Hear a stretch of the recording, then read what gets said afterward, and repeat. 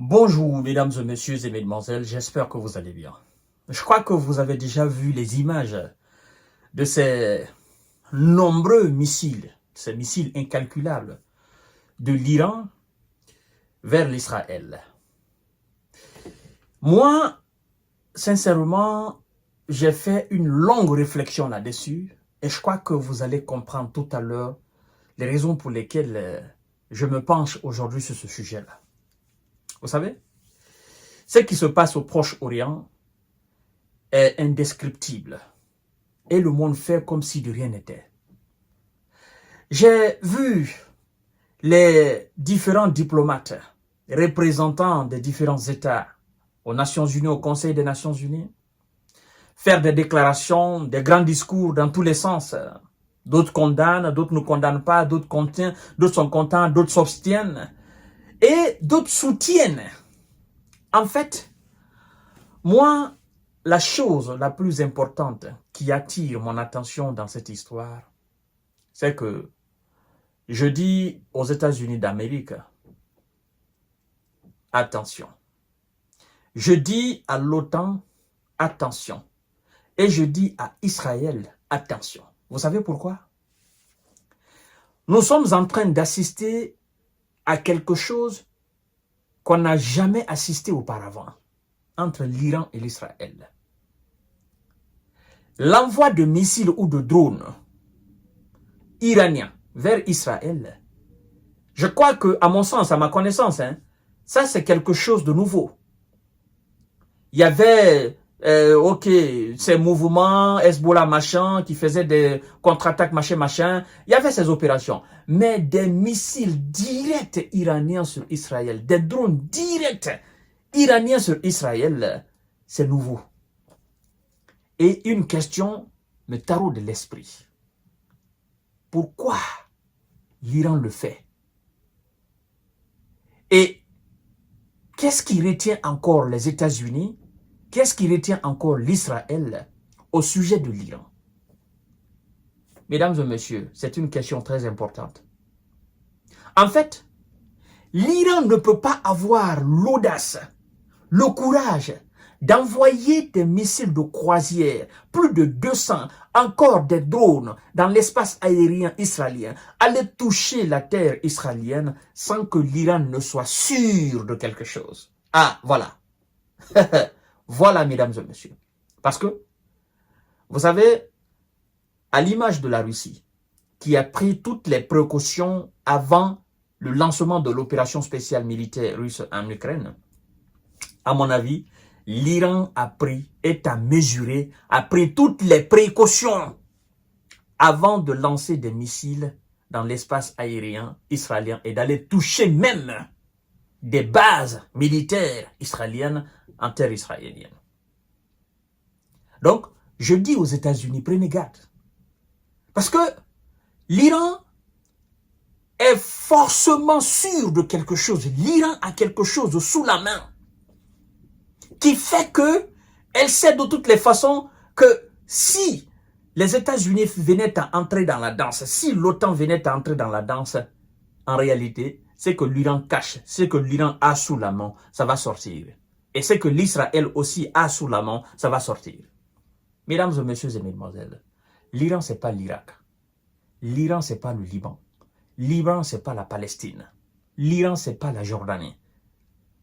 L'Iran est aujourd'hui une puissance dans le Proche-Orient. Puissance militaire dans le Proche-Orient. Avec une technologie militaire très avancée dans le domaine des missiles, dans le domaine des drones. Et je peux même aller plus loin, dans le domaine du nucléaire même. Et là, ça fait plusieurs fois quand je me prononce sur le sujet iranien, je dis, c'est pas officiel, mais j'en suis sûr, et je suis prêt à mettre ma main, j'en suis sûr que ce pays a l'arme nucléaire. Parce que l'Iran sait de toutes les façons que les actions militaires aujourd'hui qu'elle fait face à cet allié des Occidentaux dans le Proche-Orient, l'Iran sait que certainement les États-Unis vont réagir ou l'OTAN va réagir. Et donc l'Iran s'est préparé conséquemment à le faire. Prenons garde. Prenons garde. Ce n'est pas des pays frontaliers. Hein. Il y a plusieurs pays entre les deux, entre l'Iran et l'Israël. Il y a plusieurs pays. Ce n'est pas des pays qui sont liés comme ça. Non, non, non, non, non, non.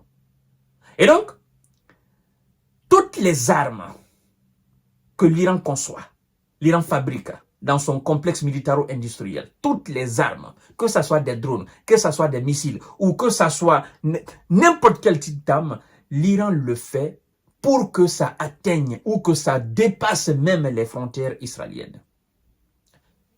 Il n'y a pas de problème entre l'Iran et la Chine. Il n'y a pas de problème militaire entre l'Iran et l'Arabie Saoudite. À l'image de la Russie, qui conçoit des armes et effectivement, dans le but de toucher toutes les villes américaines et toutes les villes européennes, n'importe où encore sur cette planète Terre, l'Iran est entré dans cette politique-là. L'Iran ne conçoit plus d'armes de petite portée, de courte portée. Non, ce sont des armes de longue portée. Vous voyez, tout récemment, ils ont fait sortir, ils ont exposé un nouveau type de missile de croisière qui va à des milliers de kilomètres. Vous comprenez? Et donc, c'est une situation que le monde doit aujourd'hui faire tout possible pour contrôler. Parce que l'Amérique ne peut pas faire tout ça. Ils font des grands discours. L'OTAN ne peut pas faire tout ça. Et il faut que le monde fasse très attention dans cette question du Proche-Orient. Parce que ça, on est en train d'assister, c'est-à-dire la situation est en train de prendre une dimension qui dépasse la dimension même de l'Iran-Israël. On est en train d'assister à une situation générale, une situation qui est en train de se généraliser dans le Proche-Orient. Les pays sont en train de s'enflammer, un à un, un à un. Et dans tout ça, les États-Unis, au lieu de faire tout possible pour arrêter cette mascarade, ben, eux, ils font des sorties pour dire « Nous allons continuer à soutenir l'Israël ». Pensez-vous qu'en continuant à soutenir l'Israël, c'est ce qui va envoyer la paix dans le Proche-Orient? Mais non. Depuis que le monde est monde, vous soutenez l'Israël. Mais est-ce que la paix est là? Il ne s'agit pas de soutenir X ou Y.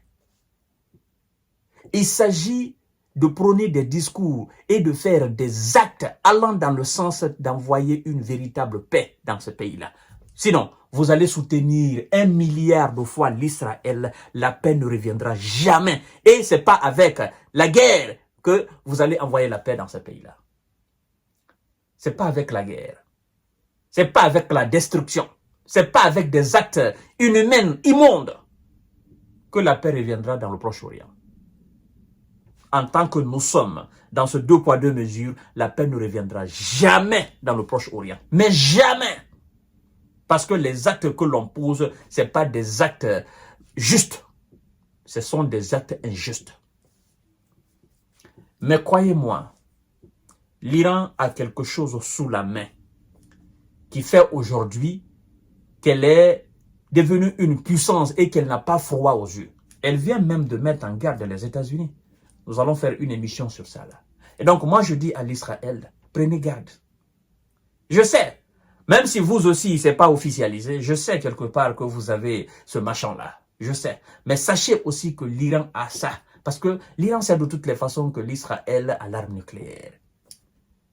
Et donc, mesdames et messieurs, quoi qu'on dise, l'Iran ne peut pas être aujourd'hui un pays qui envoie des missiles, plus de 200 ou 180, ça dépend des gens, et ne pas avoir l'arme nucléaire. C'est-à-dire, en fait, je ne sais pas si vous comprenez, hein.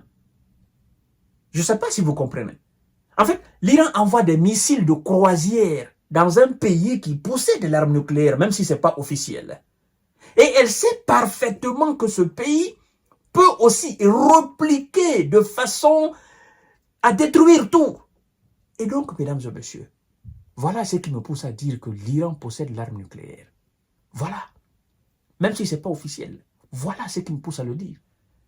Parce que tu ne peux pas avoir ce courage-là d'attaquer une puissance nucléaire. Le Mexique ne peut pas avoir le courage d'envoyer des missiles de croisière aux États-Unis, sachant très bien que les États-Unis sont une puissance nucléaire. Vous voyez? Qu'est-ce qui se passe en Russie? Vladimir Poutine dit, ben, vous envoyez des missiles de croisière de longue portée en profondeur en Russie, je vais utiliser les armes nucléaires. Et donc, qu'est-ce qui se passe? Les alliés de l'Ukraine ont obtempéré. Ils n'ont pas autorisé. Et donc, envoyer des missiles de longue portée dans un pays qui possède des armes nucléaires, il faut y être sûr de soi.